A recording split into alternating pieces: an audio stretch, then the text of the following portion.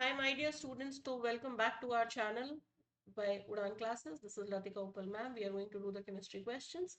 So, students, the question is a neutral organic compound with formula C2H6O.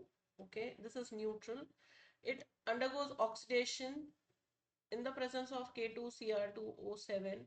It is potassium dichromate to form compound B, and this compound is acidic in nature. On top of it, it says that A and B, when they react in the presence of concentrated H2SO4, they give you a sweet smelling compound C. Student जहां ये sweet smelling की बात आती है मुझे बहुत clearly समझ आता है कि ये एक एस्टर है। और यहाँ पर आप देखिए ये बोल रहे हैं ये न्यूट्रल है ए। अगर ए न्यूट्रल है तो जाहिर सी बात है कि ये एल्कोहल होगा। दो कार्बन है तो ये इथेनॉल की बात हो रही है। चेक कर लेते हैं। कार्बन 2 है, हाइड्रोजन 6 और oxygen C2H6O। That's the correct formula for this.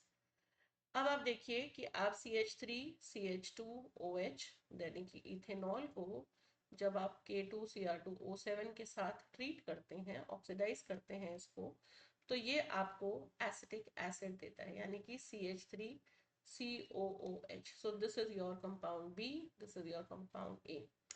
अब ये ए और बी जब रिएक्ट करते हैं यानी कि CH3CH2OH प्लस CH3COOH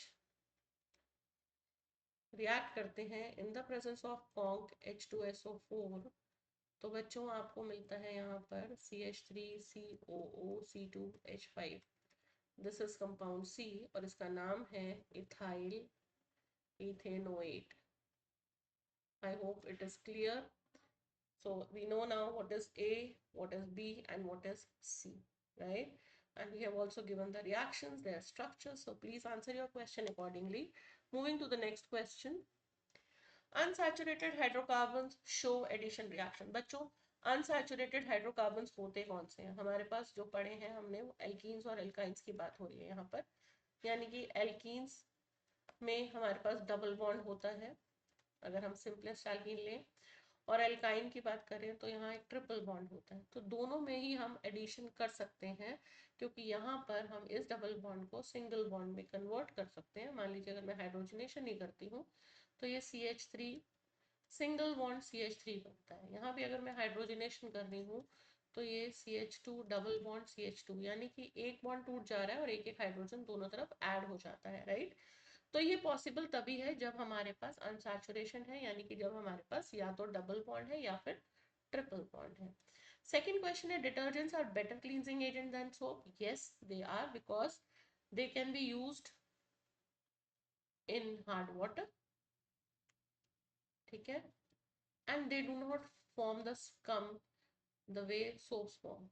तो लेस स्कम इज फॉर्म्ड, वैसे नहीं बनती है जैसे सोप्स के साथ है, तो इसीलिए ये एक बेटर क्लींजिंग एजेंट समझे जाते हैं।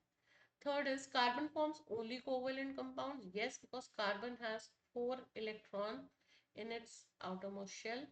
So it neither prefers